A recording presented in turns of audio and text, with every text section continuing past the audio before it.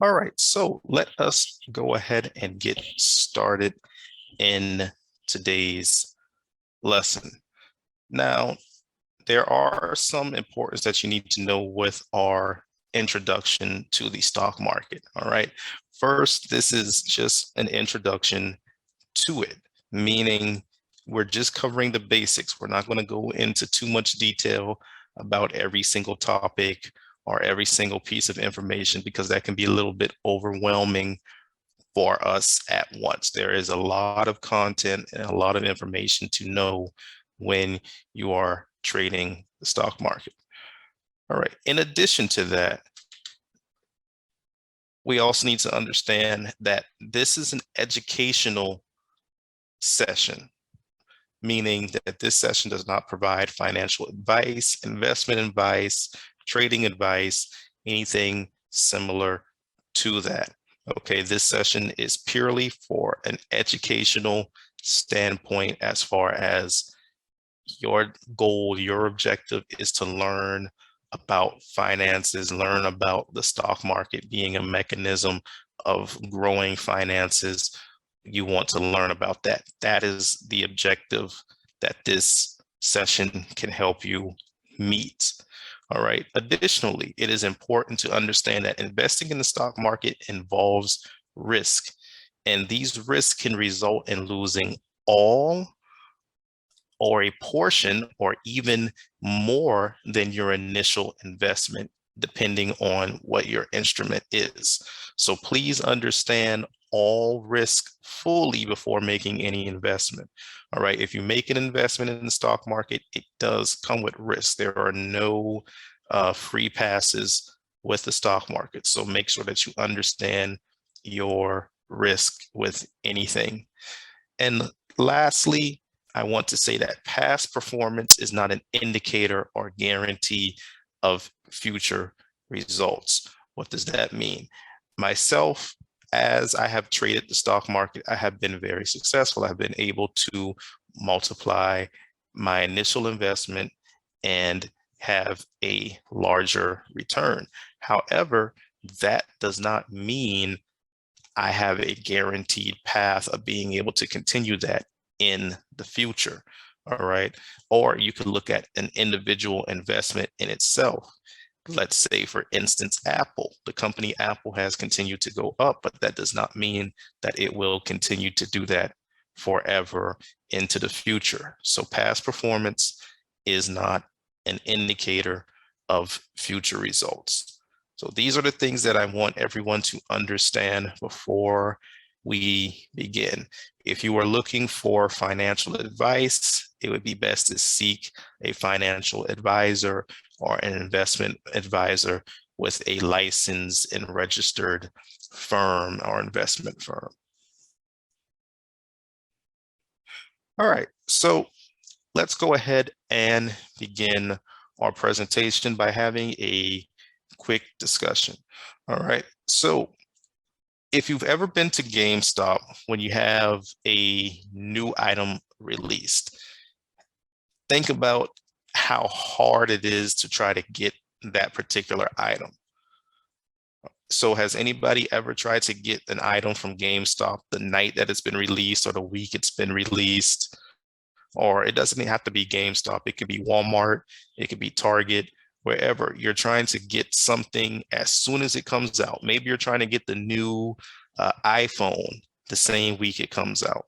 All right. Has anyone tried to do that? If so, just let me know in the chat. You've either tried to get a new item from GameStop the week it's come out, or the new iPhone, or some new item as soon as it comes out and is available. Maybe you purchased a car in the same year it was made. So right now it's 2022, and maybe you purchased a 2022 Honda or something like that. So if you've ever done something similar to that, you might notice it's difficult to get that item.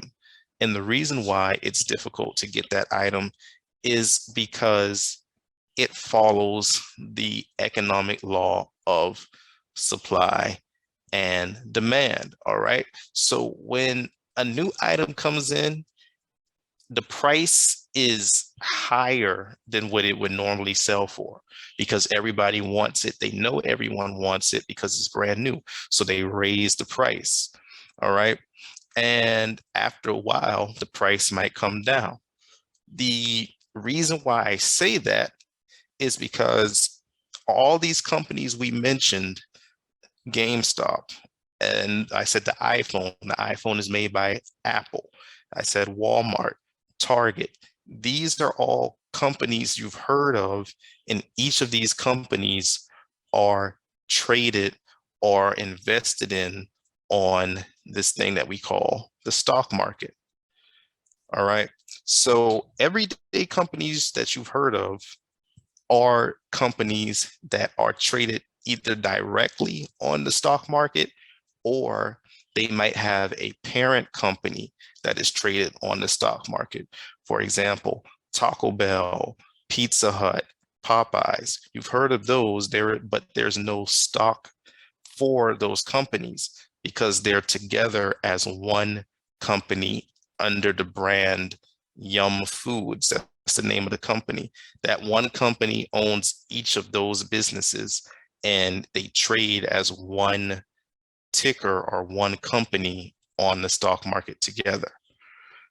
Now, today's lesson objective is to help you relate those companies and information about those companies into something that you can understand and relate to the stock market. That was the point of that discussion.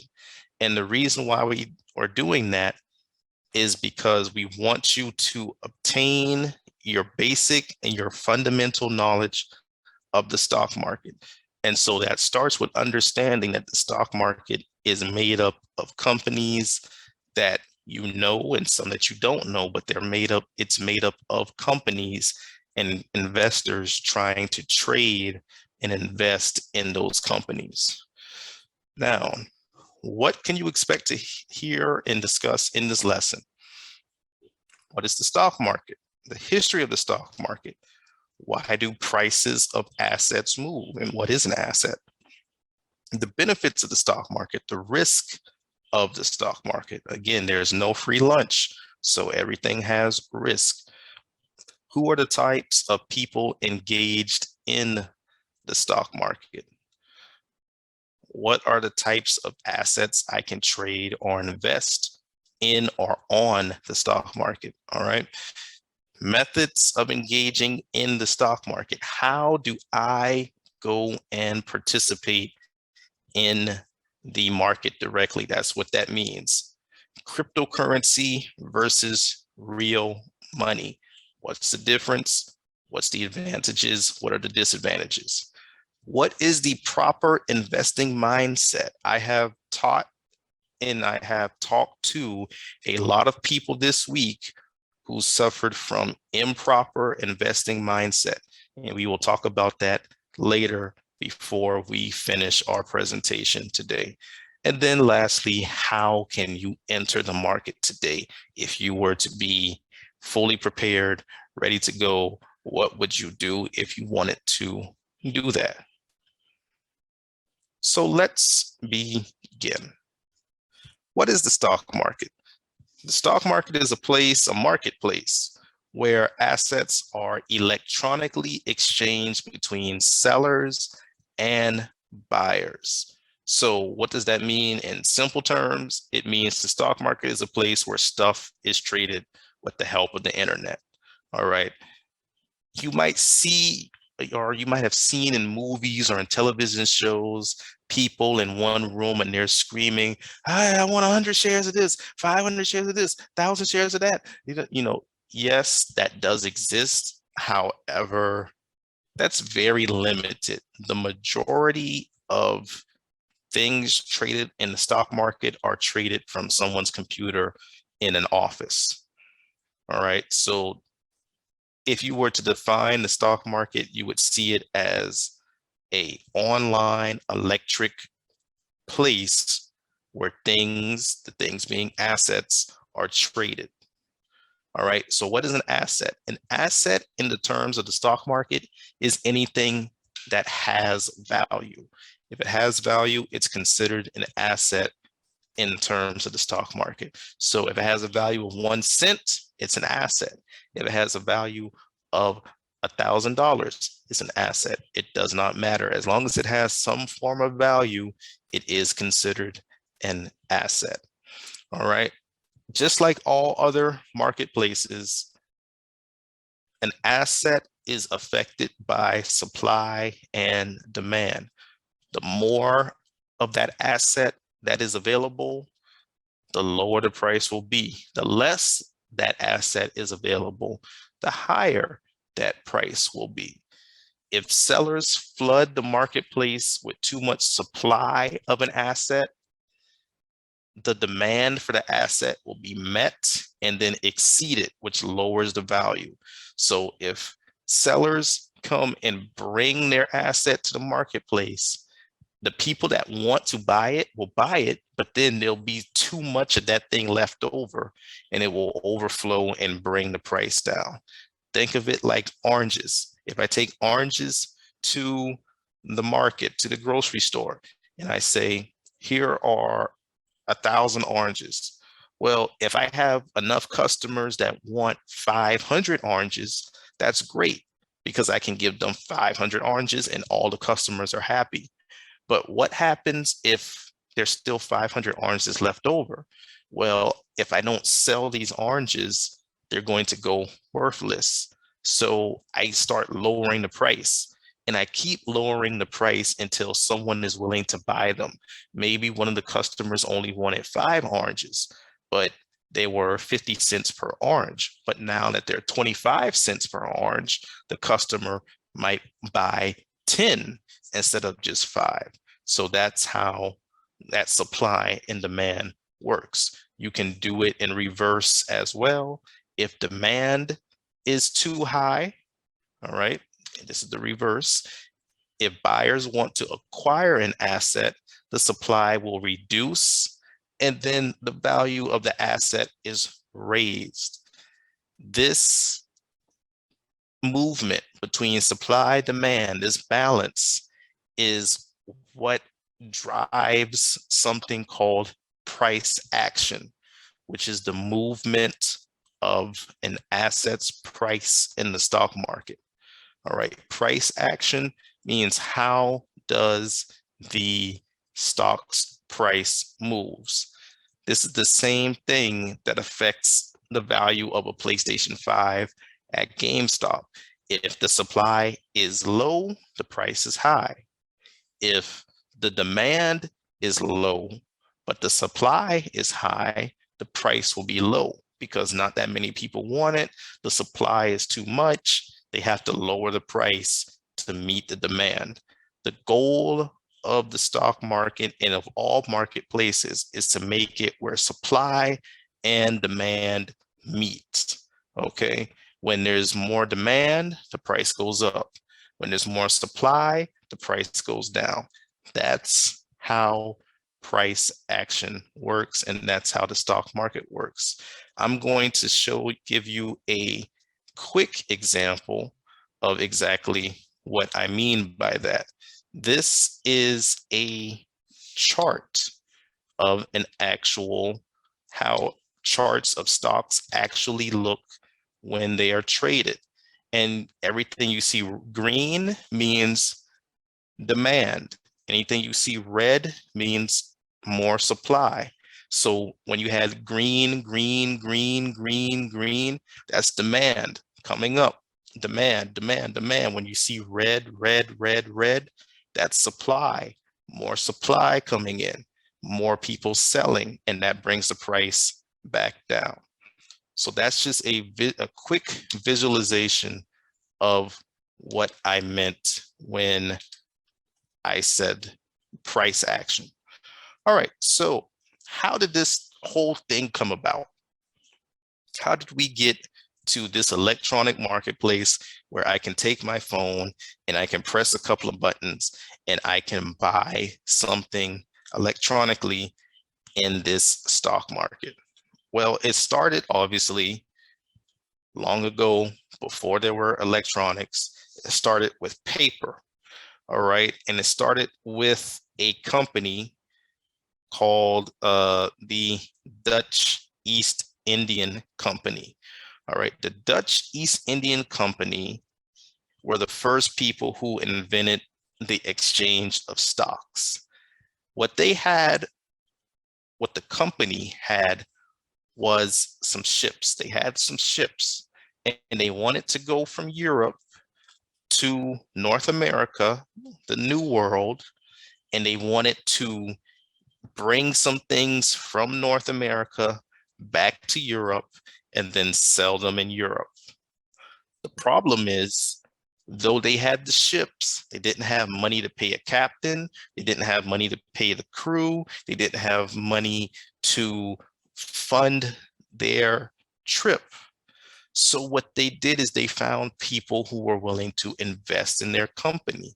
They said, hey, we have 1,000 shares of our company. Each share, let's say, is worth $100. If you invest $100, you get one share, and that entitles you to one share of our company's profit. And since we have 1,000 shares, our company's profit is divided by 1,000.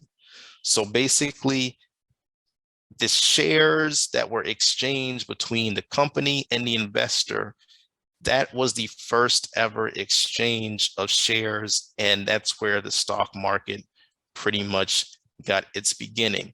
The company gained money. They gained money from the investment directly so that they can start their business and travel to the New World and try to get those items and bring them back to Europe and sell them. The investor got money because when the ships returned and they sold the things, the profit was split between all of the investors, depending on how many shares they had. So someone that had 10 shares would get the profit for 10 shares. Someone that had 20 shares would get the profit for 20 shares. Someone that had one share would only get the profit for that one share. That's the very first example of the stock market. Now, if you're confused on that as far as what exactly a share is, let me explain that. Shares are pieces of ownership of a company. All right, so one share is one piece of ownership.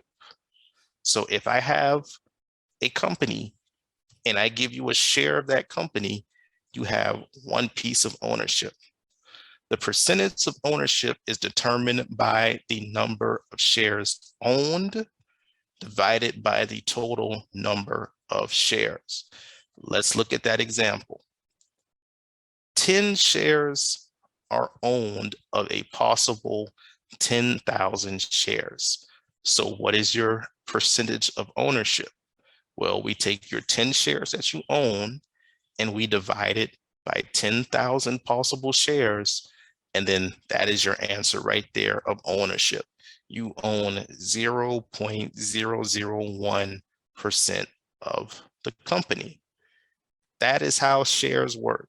One share is a piece of ownership. So if you wanted to become a owner of Tesla, you could buy one share of Tesla, and now you own one share of that company. So I buy a share of Tesla, I now own a piece of the company. And so you could say you're an owner, and you are.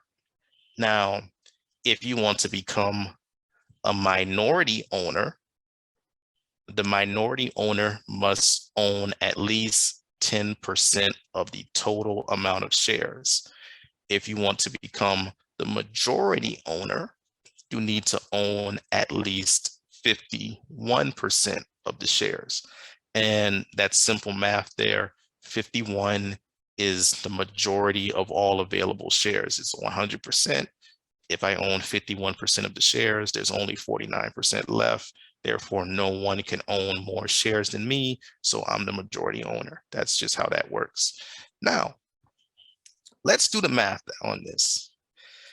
At the current price of Tesla, give or take a few dollars, because I wrote this earlier this month, so the price of Tesla has fluctuated, but at approximately $300 a share, and Tesla is currently $288 a share.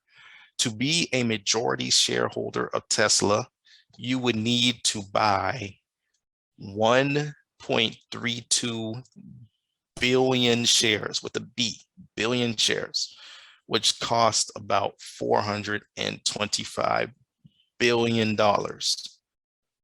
Now, that is why Elon Musk is so rich, because he has so many shares of Tesla. The shares have value, and that's what makes him a billionaire. The same with Jeff Bezos. Jeff Bezos owns a bunch of shares of Amazon. All right. And because he owns a bunch of shares of Amazon, billions of shares, that is what makes him a billionaire. All right. So as you can tell, there's some people in the stock market that are going to have a lot of money. So why would these people with a lot of money go out their way to invest in the stock market? There's a reason why. And simply put, you can make money. The stock market is a mechanism that can be used to grow your wealth. All right. So you can put money in there, and over time, that money can grow. You put in $1 and maybe you check it later, and hey, it's went from $1 to $1.02. You've made money. And while a 2-cent difference might not sound like much, over time, 2% compounds and it grows, and it goes from 2% gain to 4% to 8 to 16, and on and on and on. And before you know it, you've doubled, you've tripled, you've quadrupled your money, and so forth and so forth, if you play it correctly. Another benefit of the stock market is it allows you to fight or hedge against inflation. A lot of you might have heard that there has been inflation, the price of things are going up, or you might just simply see it every time you go to the grocery store.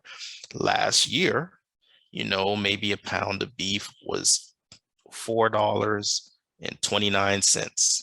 Now it's $4.69. And a carton of milk, a gallon of milk was $2.99. And now it's $3.99. All right, that's inflation. So the stock market can be used, if used effectively, to hedge or to fight against inflation. It can also be used to help you hedge against other investments that you have that might not necessarily be in the stock market. Maybe you have investments in a private business, okay, and your private business is for a hotel. Well, maybe you can use the stock market to hedge against hotel and travel. If you think, hey, you know what? People probably aren't going to travel too much this year because of COVID, because of prices, inflation, whatever. You might use the stock market to open a short position and hedge against that. We'll talk about hedging in short positions later on. So what are more benefits of the stock market? You can earn passive income. You take money, you put it in the stock market, you come back later, and you have more money. Yay, that's a benefit of it. Now, each of these are generalized. It does not mean that it's going to happen, but there's the potential for it to happen.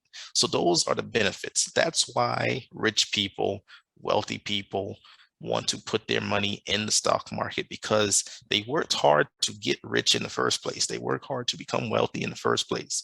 Now they want to sit back, they want to relax, they want to put their money in a place that they know is safe, and they know that their money will grow. Now, there's no free lunch. So there's benefits. That means there are risks. So what are the risks? I cannot stress this enough.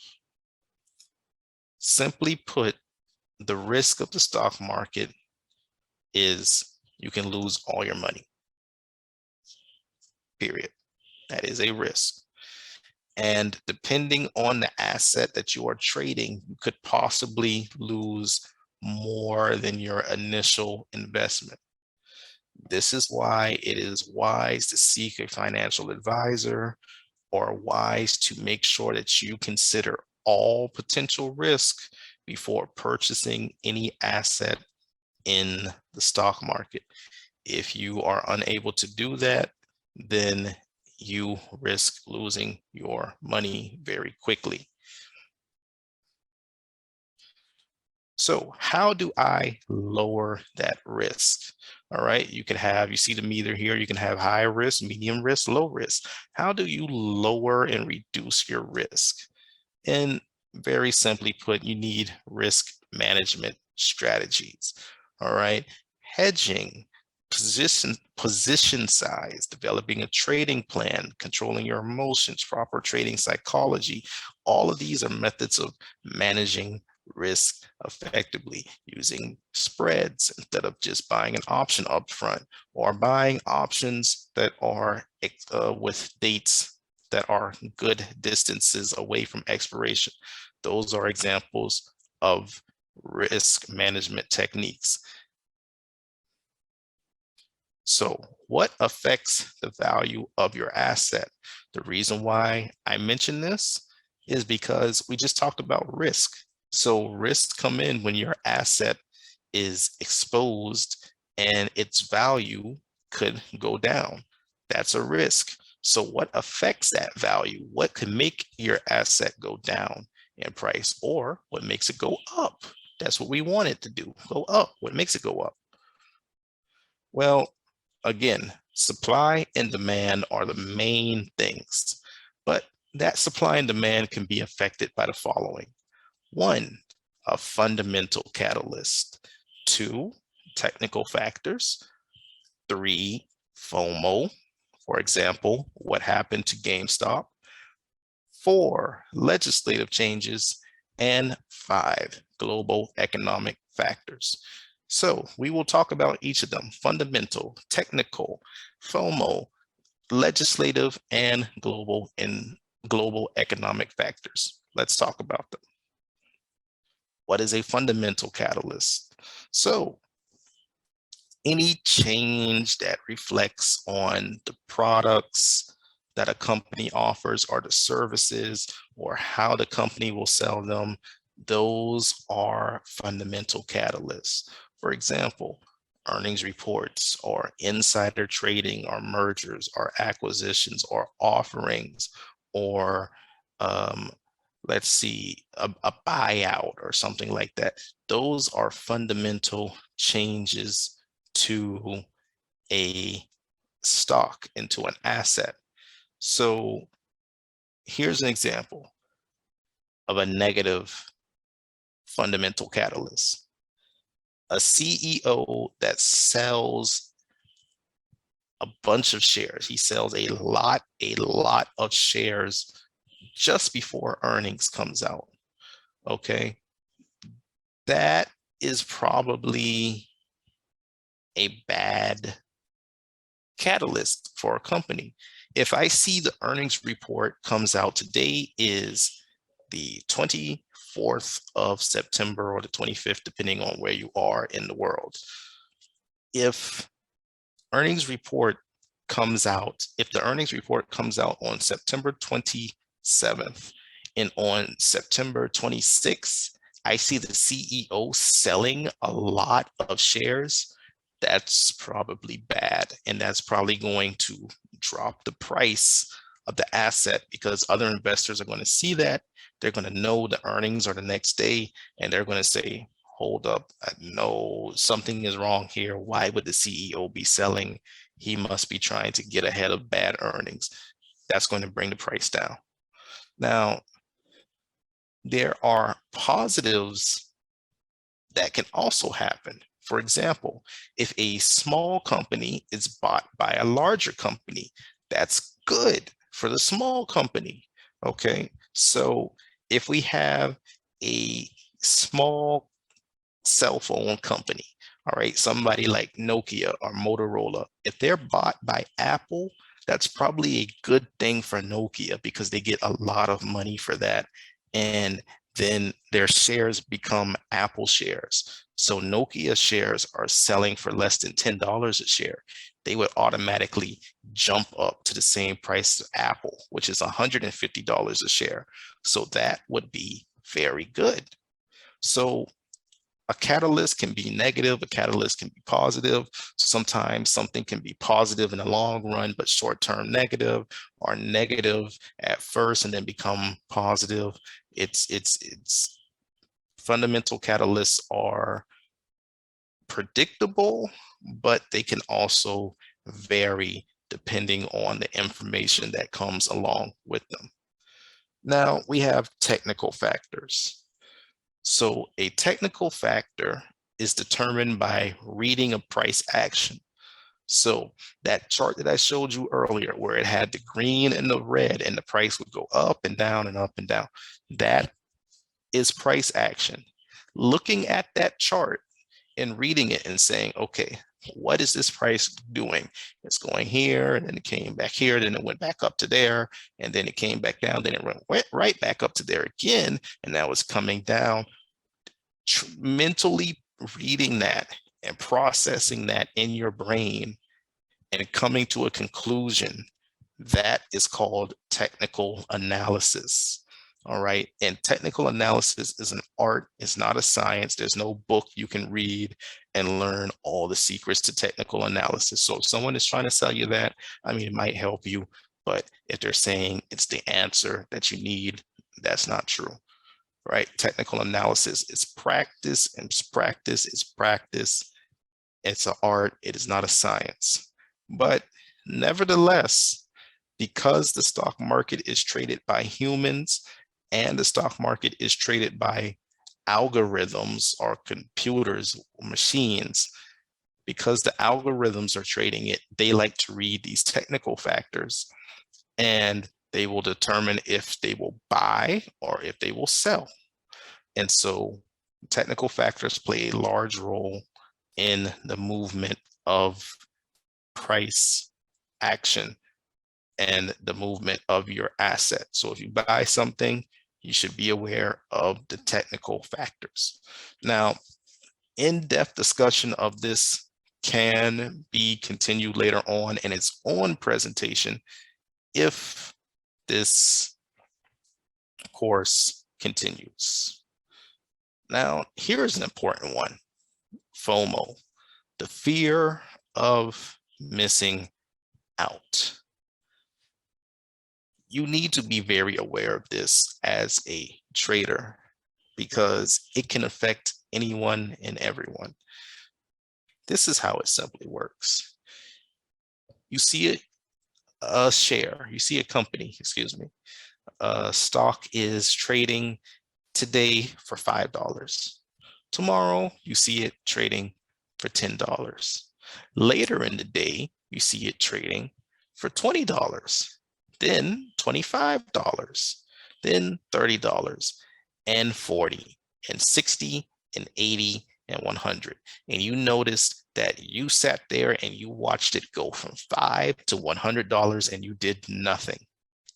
And so you decide to buy it at $101. That right there is FOMO, the fear of missing out. You are fearing that you will miss out on the continued run because you think at $101, it's going to 200. And maybe it does. And then the guy at 200 says at 200 it's going to 400. And maybe it does. And the guy at 400 says it's going to 500. And maybe it does. And that's exactly what happened to GameStop. It went from 20 to 500. All right, from 20 down here all the way up to 500. And the guy that bought in at 500 said it was going to 1,000. And you know what happened? It went back down to about 80. That is the fear of missing out. Sometimes, hey, you actually did miss out. And sometimes you don't. Sometimes you actually save yourself by sitting on the sidelines and watch what happens. So that is how price can be moved just by simple trading psychology, the emotions of traders, how traders think. People see things and people act on what they see. And the fear of missing out is a very powerful mechanism for moving a stock. And it moved GameStop from $20 to $500. It moved AMC. It even Tesla has had FOMO play a part in its valuation. If you look at the value of Tesla and the value of Ford Motor Company, and I actually did this yesterday, Ford Motor Company is worth $15 billion. Okay. Or $50 billion. Either way, this was, I wasn't concerned with the dollar amount as much as the total difference in the value of Ford and Tesla. Ford was worth 50 billion, 50. Tesla is worth 12 times more at $720-ish billion. Why is Tesla worth 12 times more than Ford Motor Company, given that Ford Motor Company has electric vehicles? Ford Motor Company has America's #1 selling vehicle for the past 45 years. It's not Toyota, it's Ford. Ford has the #1 selling vehicle in America for 45 years straight. Ford has a longer history of making vehicles successfully. Ford has better warranties on their vehicles, better build quality on their vehicles, and is currently the motor truck trend of the year. Why is Ford worth 12 times less than Tesla? Because FOMO has played a role in increasing the value of Tesla. And so given Tesla's fundamentals, given Tesla has FOMO working with it, that has raised its value. But this has also helped raise Tesla's value. And we just talked about all of that. Legislative changes. Changes in the law has also helped Tesla's value increase, because now you have examples where legislative acts are put in place. And what legislation means is, what this means, legislative means the law. So what the law has done is it has changed and it has allowed people to get electric vehicles with tax discounts. So since Tesla only makes electric vehicles, that has boosted Tesla's value, because the idea is people will buy more electric vehicles since tax discounts are being offered to people who buy them. Now, legislative changes do not always boost value. They can lower your value. All right, let's look at an example that is boosting. So you own a recycling company. If legislation is passed that states all residents that don't recycle will be fined $500, then what's going to happen is the share price of that recycling company will probably go up, because it's like, hey, if people don't recycle, they'll be forced to pay $500. People are going to recycle to avoid paying $500. This recycling company is going to be valuable. That's a good change. Now, here's a bad one for the price of a vehicle. Let's say you own a stock in a company that only makes gasoline and diesel vehicles. So maybe you own stock in a company like Mitsubishi or Honda or somebody that only makes gasoline vehicles. If new legislation states that all cars must be electric or hydrogen powered, like how it exists in Britain, like how it exists in California, new cars by 2030 and 2035 must be electric. Well, if you have a company that doesn't make electric vehicles, that company's value is going to go down, and it's going to go down all the way to zero eventually, because at some point people will no longer be allowed to buy those vehicles that the company makes. So if people can't buy the vehicles the company makes, the company has no value. So that's a legislative change that lowers the value of an asset. So it is important to be aware of that and how those legislative things can impact an asset's value. Also, lawsuits can impact a company depending on the severity and the outcome of the lawsuit. Companies are sued every day.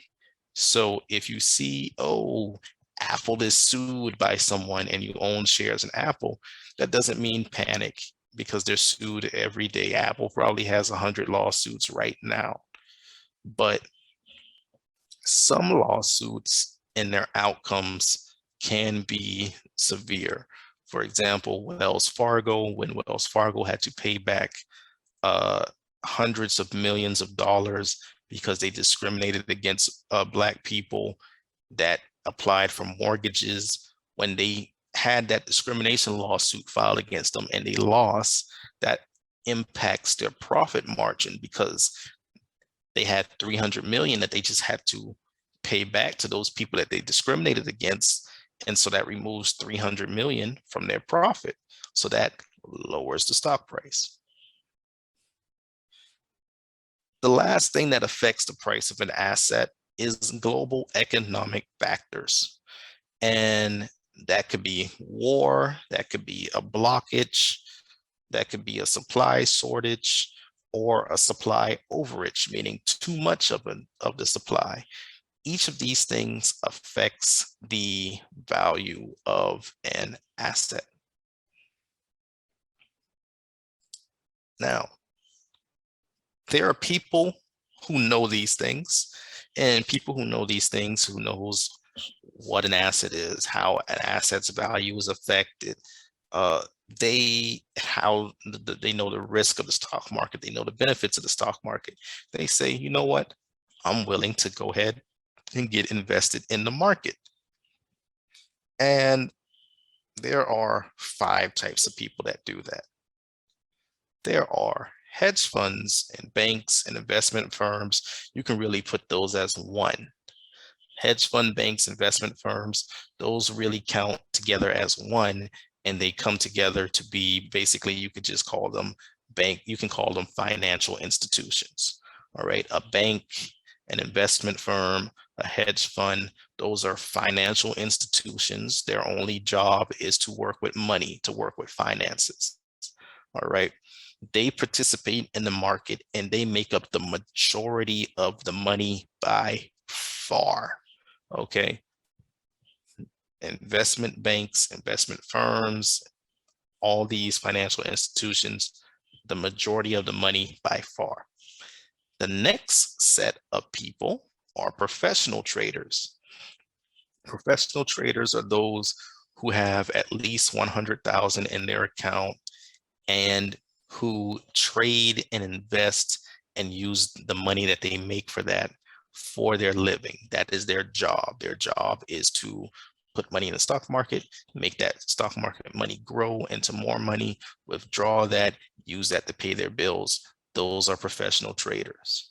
The last group is the retail trader, or the small money trader.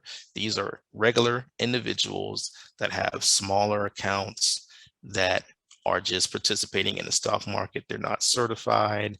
They're not working for an investment firm or a financial institution. They're not professional traders necessarily.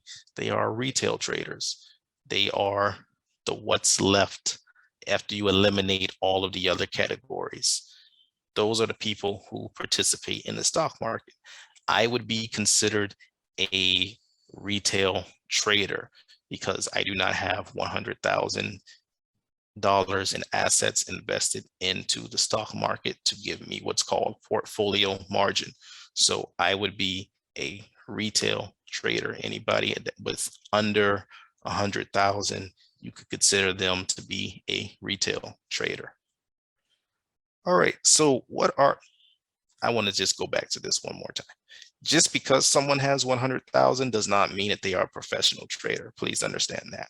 But all things being equal, you can typically divide retail and professional traders by the amount of money they have. However, a retail trader could be a millionaire, but because they are not experienced, they're not a professional, or because that's not their sole purpose of a sole method of income, they're not a professional. All right, so how do these people engage in the stock market? They either invest, they either trade, which is what I do, or they either hedge. So investing means here's your money, you put your money in the stock market and you let it sit there for a long time. You put it into a particular asset. You say, I want 10,000 shares of Apple, and you buy your 10,000 shares of Apple and you say, I'll come back and look at this. It is 2022. I'll come back in 2030 and look at the value of Apple and see if I've made money. That's an investment. That's a long-term investment. In fact, you get tax discounts for any investment that is held over 1 year. So an investment is at least minimally held for 1 year, typically longer than that even. Speculating or trading, that's what I do. I don't like investing. I like to look at short-term trends and make a decision and a purchase based off of short-term trend and price action. All right, that's what a speculator does. Short-term trading, they say, okay, Apple is at 150. I think it's going to go to 155. Let me buy Apple today, and I'll wait here for about 2 hours and see what happens. And if Apple goes to 155, great. If it goes to 148, I'm going to sell it and just take my loss because I don't want to wait around all day and I want to move on to the next thing. That's what a trader does. An investor would sit there. They don't care if it goes from 150 to 100 because they're going to be holding on to their shares for years. I'm going to be holding on to what I buy from anywhere between 5 minutes to maybe 3 days. That's me personally.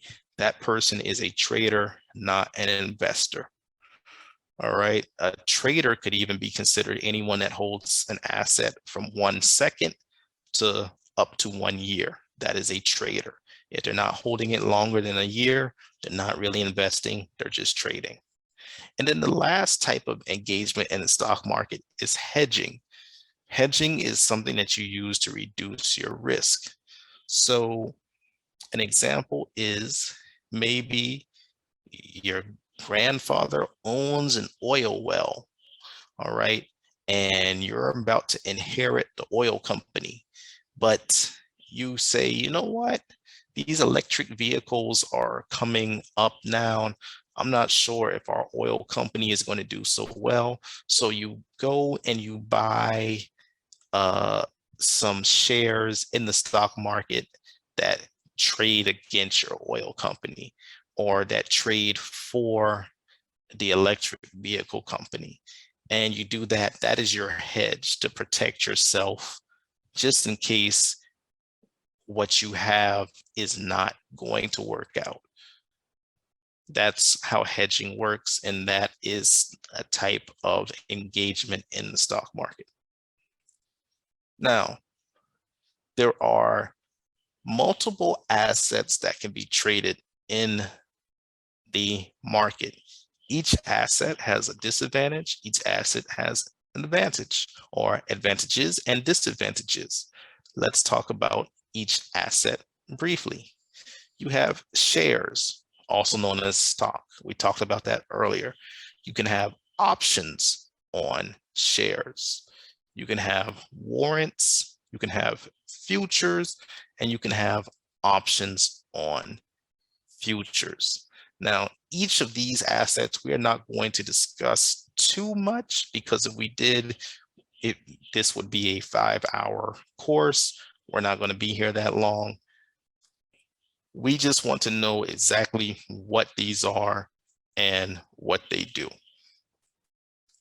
So briefly, I will say an option is basically a contract for shares. A warrant is a contract for one share. Futures are a contract for a particular asset. And then options on futures are contracts for a contract. I know that sounds confusing. Like I said, we can do an in-depth discussion on each of these particular assets later in the course. Now, here is something that has been requested and something that people want to learn about: cryptocurrency. So what exactly is cryptocurrency? Well, before we can talk about what cryptocurrency is, let's talk about money. What is money? Money is something that you use for the settlement of debts. If you are in the United States and you take out a piece of money, any paper piece of money, $1, $5, $10, $20, $100, $50, I don't care. If you have it on you right now, try to take it out. I'll give you a few seconds.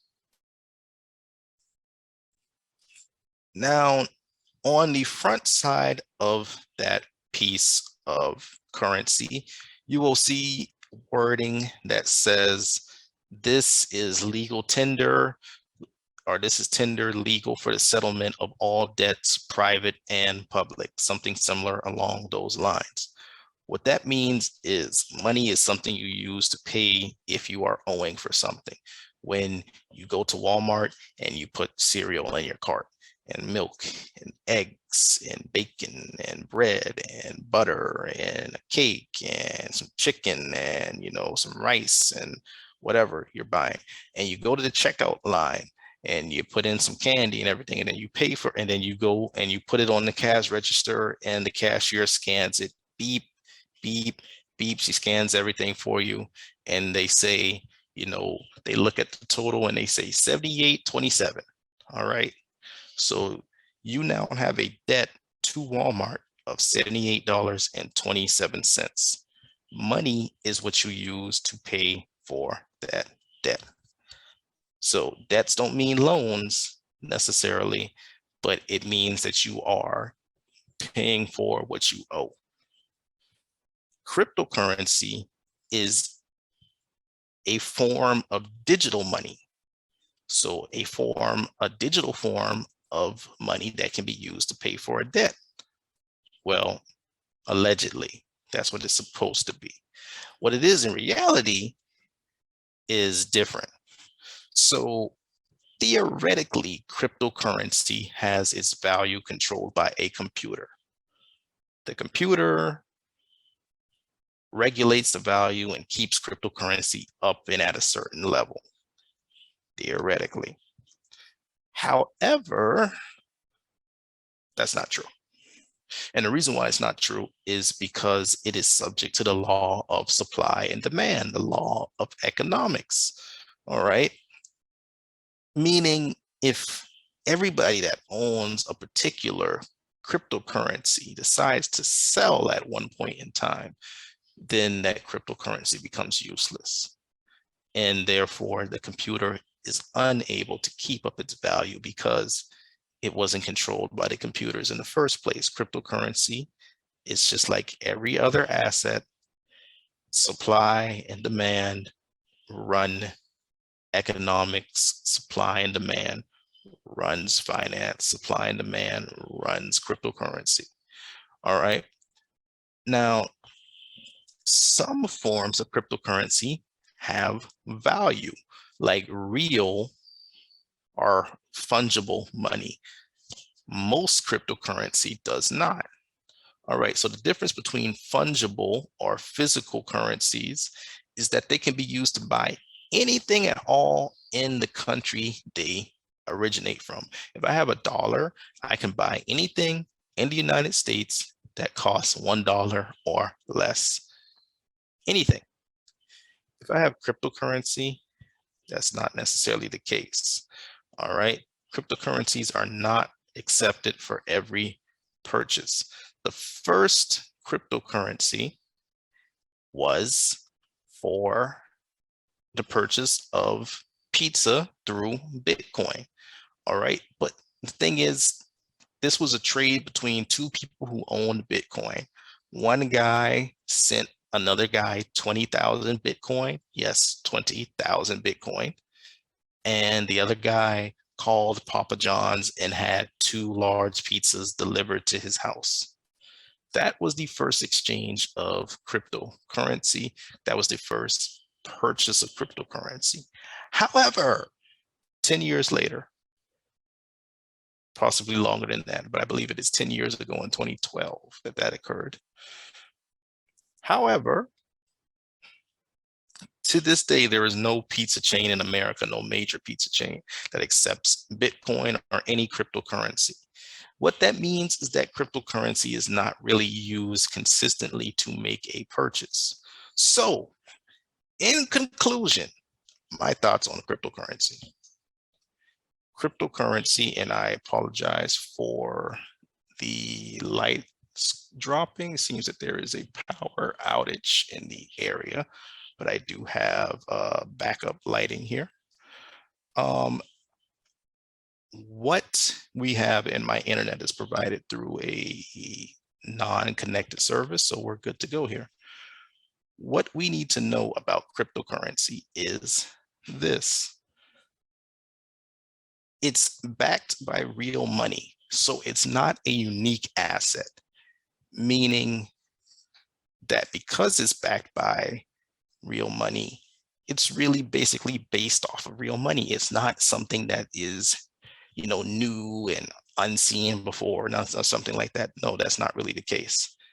Next, it's good for transferring value internationally without fees. You can use it to move money from one country to the next, not having to worry about the fees. This is something that also tends to be true for cryptocurrency, is it's used typically for illegal activity at times. This is a fact. Cryptocurrency is not a store of value. It is too volatile, meaning it moves up, it moves down very quickly. You cannot say, I'm gonna put $20 in cryptocurrency and expect it to still be $20 in 2 weeks. It might be $26, it might be $14.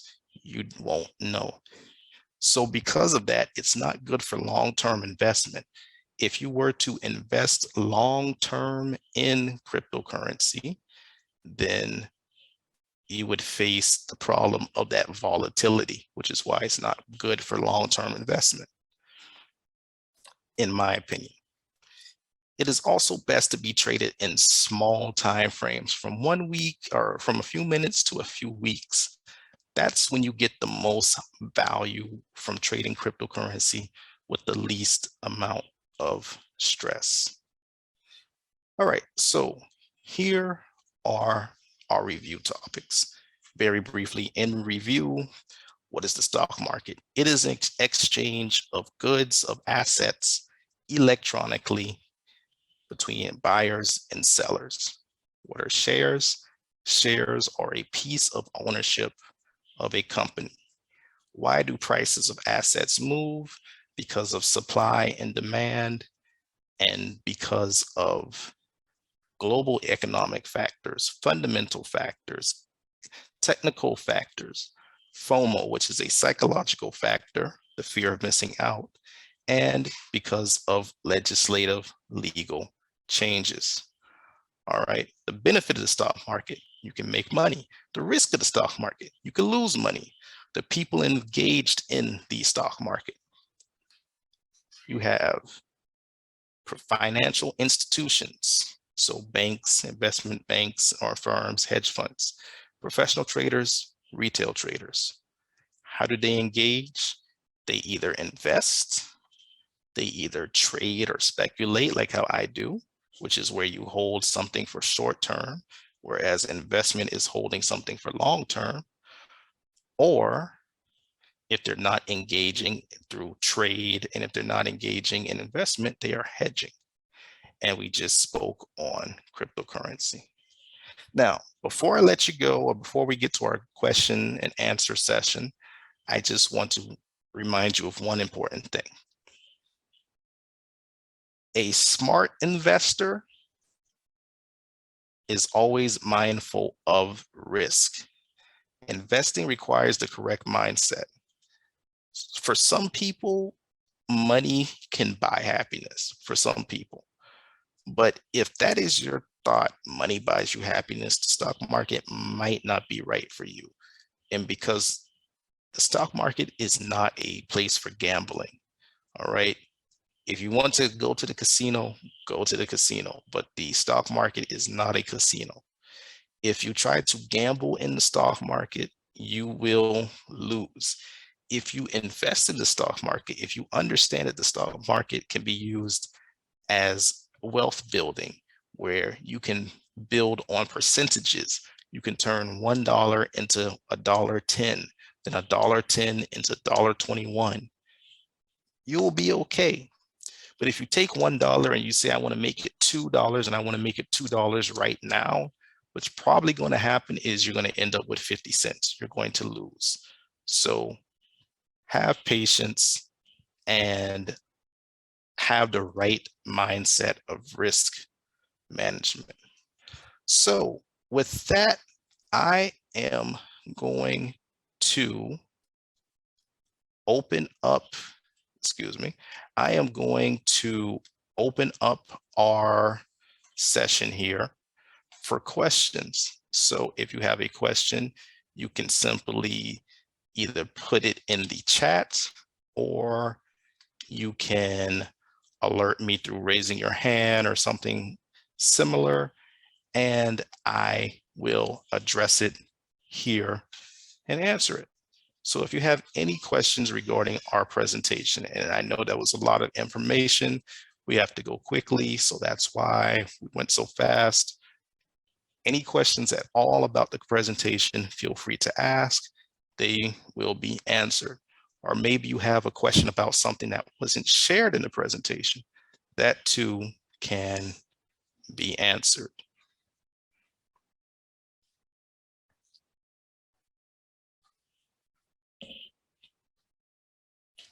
So how was cryptocurrency invented? Cryptocurrency is essentially coding. So it's invented by people who wanted to get a method or a form of money that is not affected by governments, that a form of money that can be used internationally by everyone, in a form of money that can't be limited and controlled by banks or anything like that. That's how it came to its existence. And the reality is, like I said, it still kind of is affected by these things, but it's resistant against centralization, meaning control. So it can't easily be controlled by banks. It can't easily be controlled by these other government entities or things like that. So that's how cryptocurrency came to be in its existence. Great question.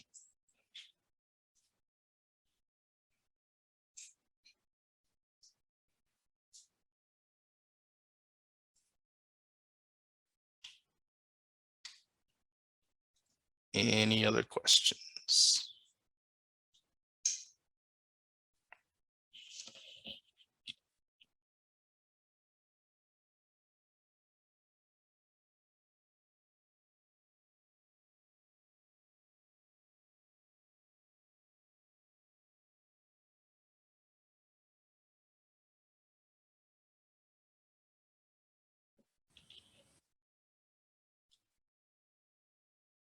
Not a problem.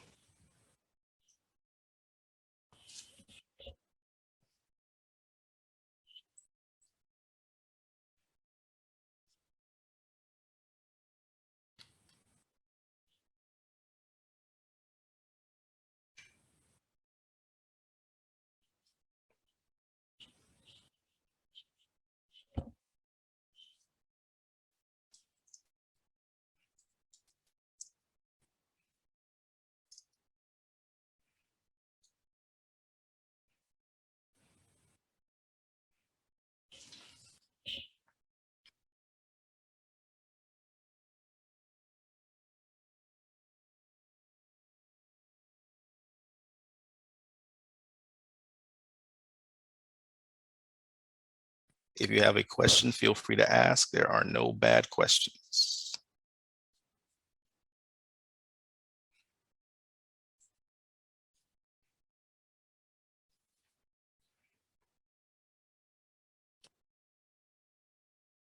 So, ladies and gentlemen, it appears that there are no further questions. If you do have something, you can certainly contact the class over and have that question forwarded to me. Again, my name is Timothy Huggins. If you are interested in learning more about the stock market, including how would you become an investor, how would you participate, what do you need to do, how do you know to read a chart, how do you learn how to do that, how do you learn how to pick a correct investment, or what are the things to look for? What are the things to look for if you're interested in trying to not invest, but to trade? What are the things to look for in how to trade in terms of the assets? Maybe you have a small account and you want to grow that small account into a larger one. Anything like that, just simply contact class over and we can have a course developed that will give you the information that you are looking for, the answers to those questions. Okay, so we have one more question come through. Does Bitcoin have value? Like, can it be used to buy pizza? So currently, Bitcoin does have value. One Bitcoin currently, and I did not check today, but I checked yesterday. One Bitcoin as of yesterday was trading for approximately $19,800, meaning one Bitcoin is worth $19,800. So, how would you use Bitcoin to buy a pizza? Well, you actually couldn't use it directly to buy a pizza without turning it into local currency of whatever country you live in. So if you're in the United States and you wanted to buy a pizza and you only had Bitcoin, you would have to convert it or a portion of that Bitcoin into actual US dollars before buying that Bitcoin.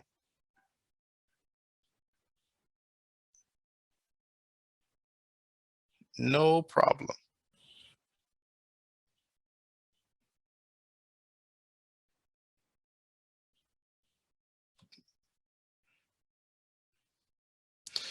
Will cryptocurrency disappear or not have value in the future?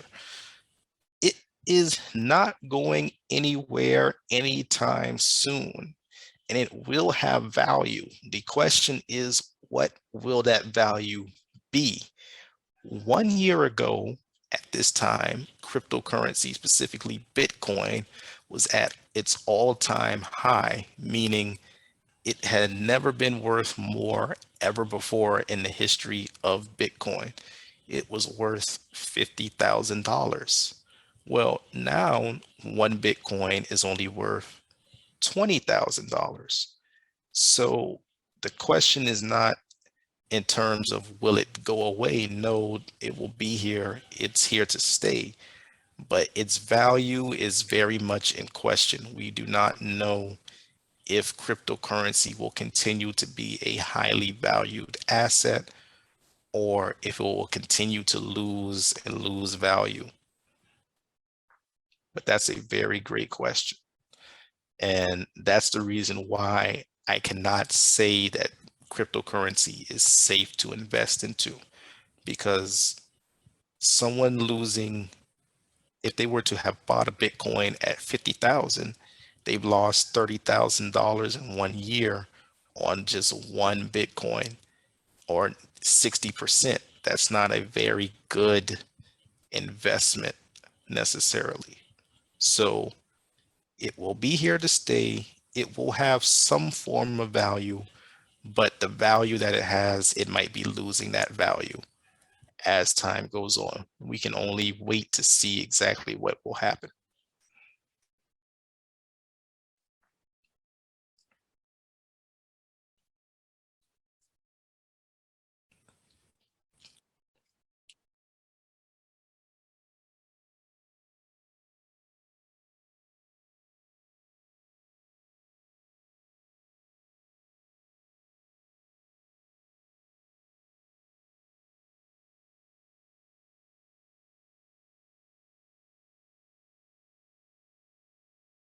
Not a problem. All right, so this will be our last call for questions. If we have any more questions, this would be the time to ask them. And that's for anyone here in this session.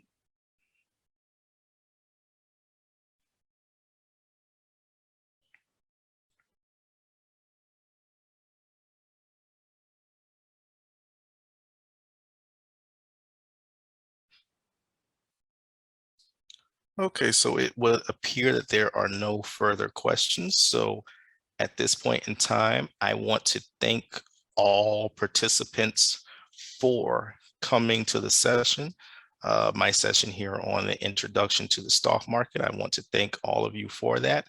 I truly do appreciate it. I truly do appreciate the question that you asked. It showed that you guys were engaged and you were listening. So thank you very much for your time. Thank you for your participation. Again, do not forget, if you are interested in learning more about the course, simply contact class over and request that this course is continued. And if we get enough requests from everyone, it will be continued. So have a great day and good evening to everyone in there.